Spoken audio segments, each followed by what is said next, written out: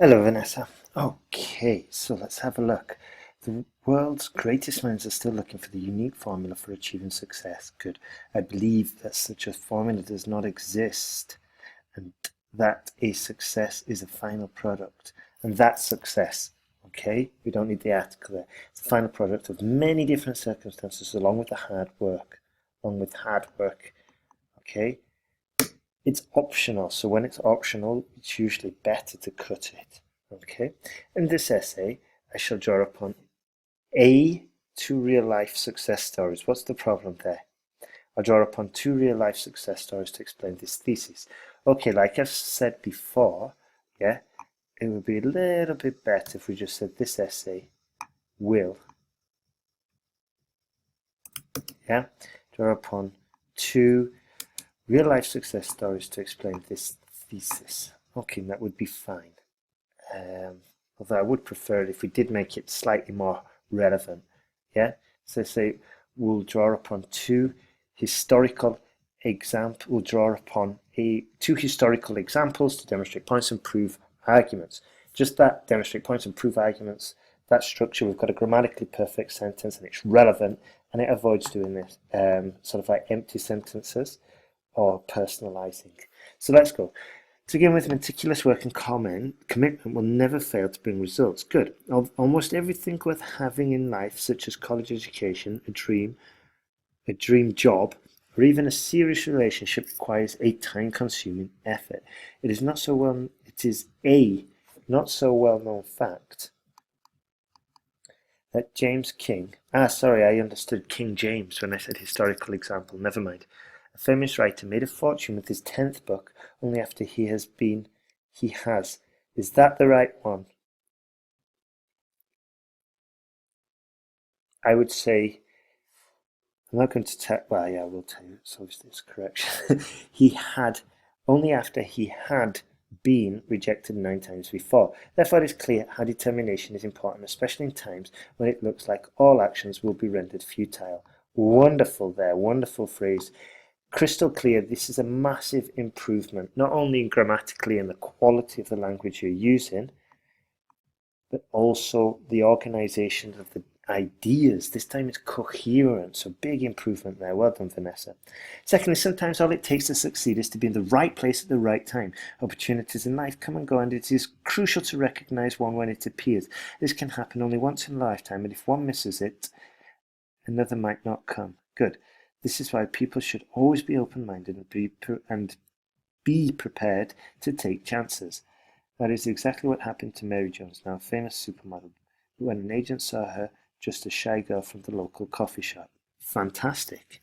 Okay, good. Personally, if this is your example, we could have emphasized a little bit more because I have no idea who Mary Jones is. Possibly the examiner doesn't. So if it's not something like globally well known, you know, then it could be worthwhile expanding it a little bit. Okay?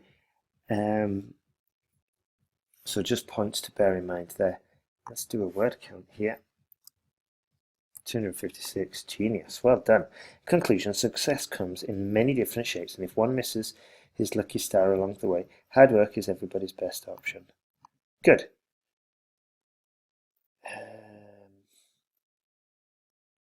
Yeah. I'm just thinking, because we've used this, we have to say his, then we put a gender on it, which isn't good, so we might say his or her, which sounds clumsy, so my normal solution is to say the, but now it's not grammatically accurate, so what could we say? So if we miss, perhaps, but yeah, strivers, wow, there we go, maybe, strivers. Oops. No. If strivers miss their lucky star along the way, hard work is everybody is undoubtedly their best option. Okay, just to make it consistent. But fantastic work there, Vanessa. Insane improvement. Well done. Let's go. So I don't have the question for this second one. Okay, sorry. That's a shame. Never mind. Art is the final stage of human development. Governments have a duty to create options for citizens to enjoy it, but only after fundamental entitlements have been taken care of. This essay will use findings of respected sociologists and psychologists to back up this viewpoint. To begin with, it is often argued that the money spent on art could have been put to a better use. Okay, everyday worries often overshadow the beautiful world of imagination. Hang on a second, sorry, my mind was totally somewhere else. Okay, fantastic, solid introduction, that's fine. Let's go. To begin with, it is often argued that money spent on that could have been put to a better use. Good. Better use, well done. I mean, this is excellent. They are not a single grammar error. We use in native English-speaking structures, so good work there. Everyday worries often overshadow the beautiful world of imagination. Good. Yeah, maybe artistic imagination, that's a minor improvement. The truth is that most people having existential problems can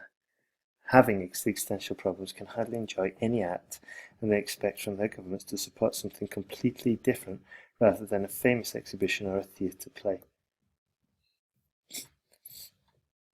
Maybe we could have changed this to social endeavours. Completely different from famous exhibitions, theatres, or museums. Just a mini list, but still, this is really good. I'd have just said social endeavours or welfare state endeavours or whatever, just to make it clear. But still, it's really good. For example, sociologists from Harvard University recently showed that 60% of interviewed citizens of New York City would rather choose a free supermarket coupon than a ticket to a play. Genius. Therefore, unless fundamental problems are resolved, most people will not appreciate art. Good. Looking at things from the other perspective, citizens can just the same easily escape a reality full of problems by by enjoying the opportunity to experience something different and inspiring. Okay, so slightly different verbs there and slightly different order.